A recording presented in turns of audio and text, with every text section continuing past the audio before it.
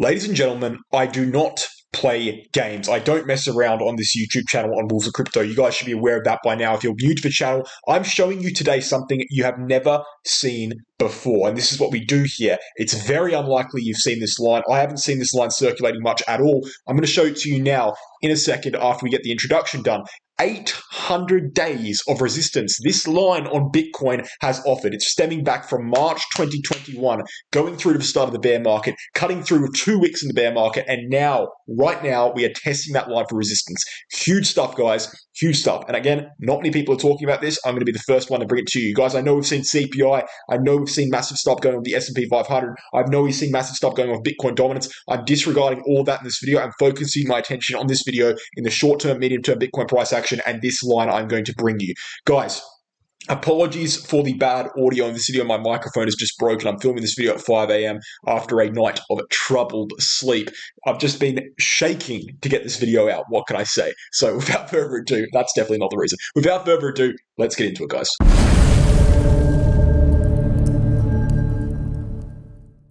Ladies and gentlemen, I know why you're all here. You're here for the line, the 800-day downtrending resistance line that's stemming back from March 2021. I'm going to show you in a second. Before we do that, we need to give you context. What is Bitcoin doing right now?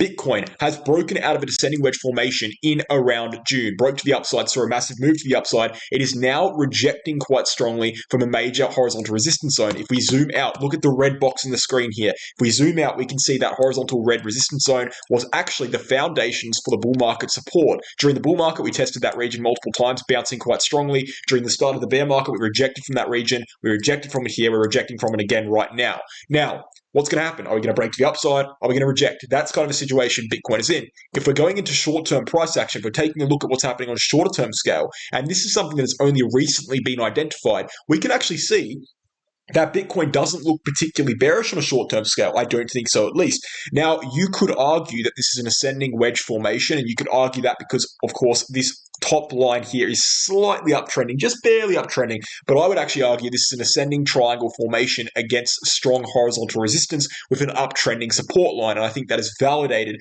on charts like Ethereum, validated on charts like the total cryptocurrency market cap. I looked into all of that in yesterday's video. So to start off with, I don't think that Bitcoin is in a bearish position, even in a short-term scale. I think at best, at worst, it's in a gray area. At best, it's in actually quite bullish position on short-term scale.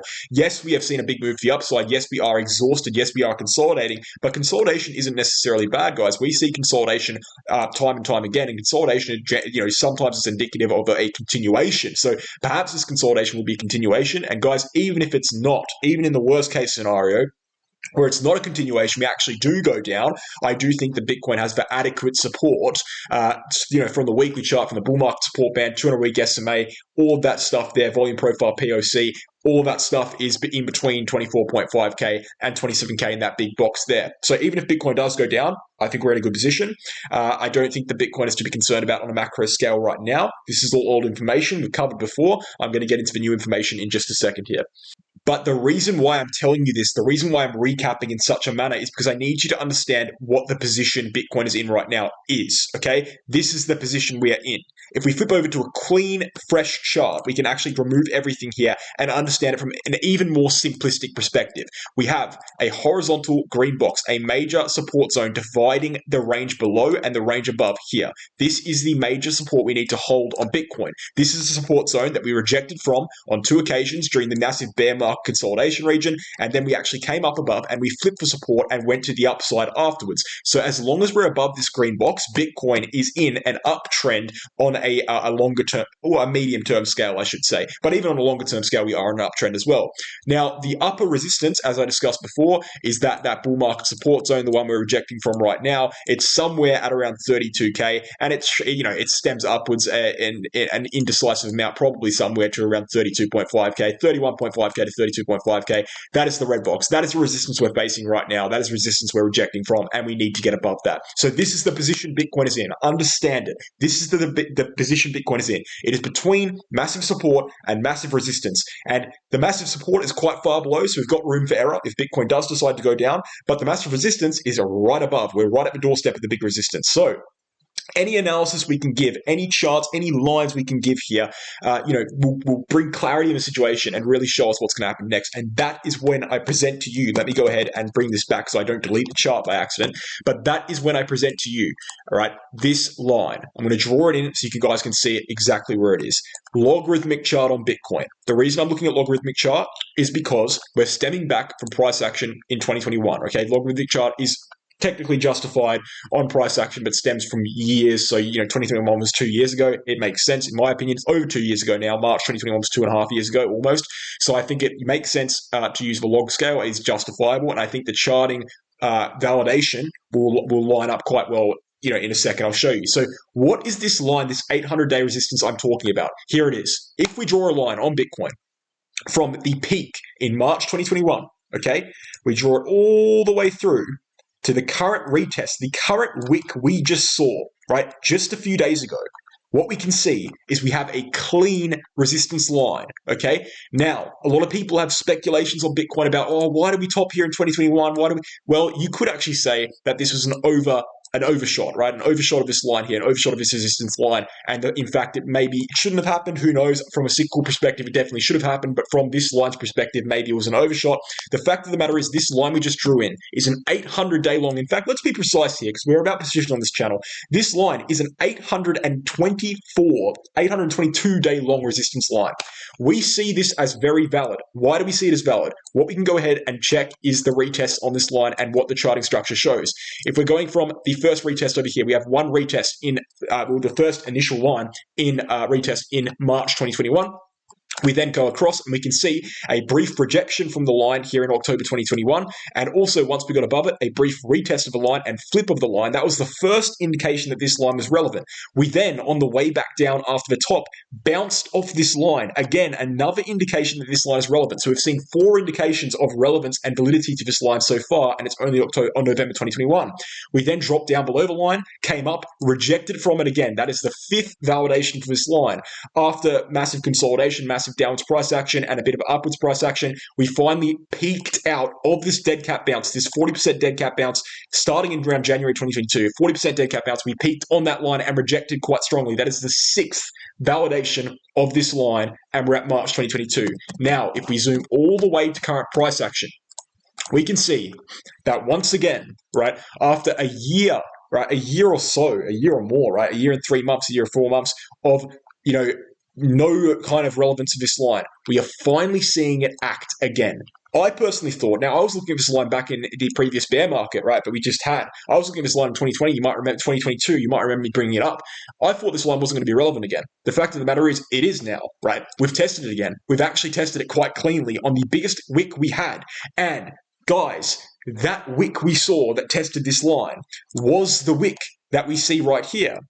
It was the wick that would confirm this being an ascending wedge formation. And so we can hence argue that wick was an overshoot, and what we're seeing right now is actually an ascending triangle formation, which further supports the bullish short-term case. The fact of the matter is this, and this is something I almost guarantee most of you haven't looked at this line before. I haven't seen it around. The fact of the matter is we're seeing an 820-day long resistance line, and we're testing it right now. That is further adding to how important this resistance zone is. We already know that this resistance zone is very important based on the bull market bounce zone that we have, the red resistance box. Now we're adding this line to the equation. Now, how can we know, what's going to happen with this line? Surely we just, people might say, surely we just reject again. It's been rejection in the past. Surely we just reject again. I don't think we will. And I think if we do see a rejection, it'll be a short-term rejection. The reason being is there is a cyclical backing on Bitcoin that is supporting the fact that we will not go to new lows, and hence it becomes likely that we will not go below 24.5K, because going below 24.5K would be entering the same range as the new lows are in. So I don't believe that Bitcoin will go below 24.5K. I believe at the worst case scenario, we reject downwards, retest this level, and then break the line, or we just break it now as per the short-term structures.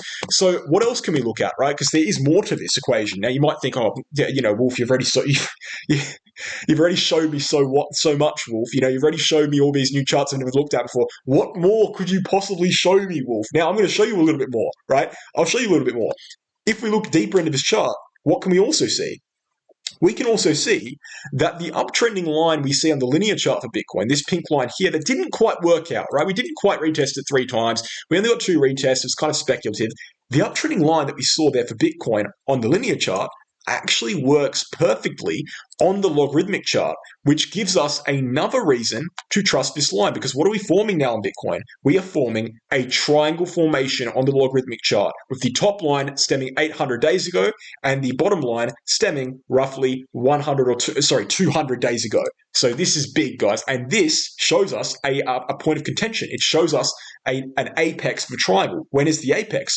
And what do I mean by that, by the way? An apex is when a charting formation comes together, reaches a peak, and therefore you have to make a move by that point because you have to break upwards or downwards. You can't keep going sideways because the charting formation doesn't continue for that long. So the apex for this massive triangle that we're seeing here on the logarithmic scale is around the 30th of August, so the 30th of next month. So any time between now and the 30th of next month, we will be seeing a move on Bitcoin, either upwards or downwards, below this massive logarithmic structure.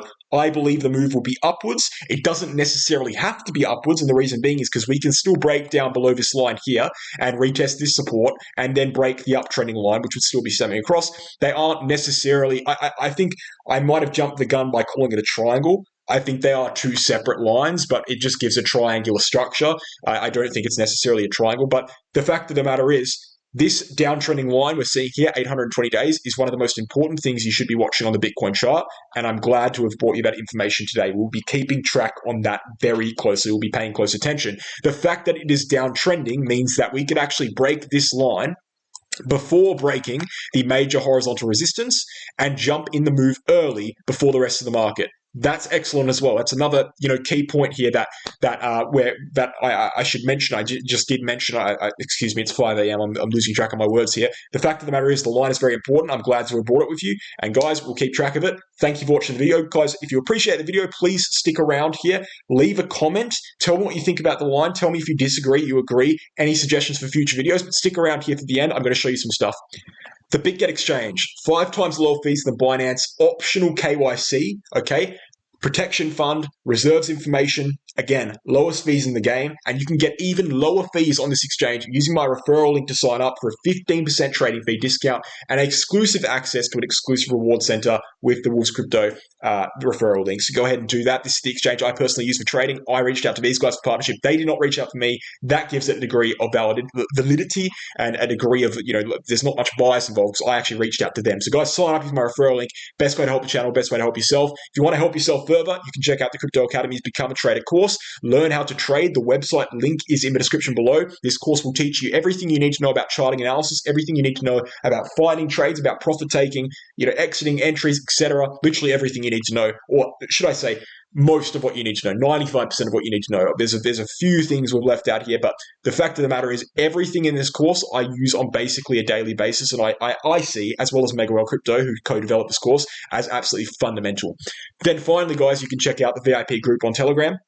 If you want direct altcoin trading plans, right, I give you the information, I give you the entries, the stop losses, the targets, I show you the charts, etc. on Telegram. I do that 3 to 5 times a week. You can check out the information group in the description below for free and our results from previous trades. 79% win-loss ratio, absolutely superb. Guys, check it out. Thanks for watching. Hope you enjoyed, and I'll catch you in the next one. Cheers.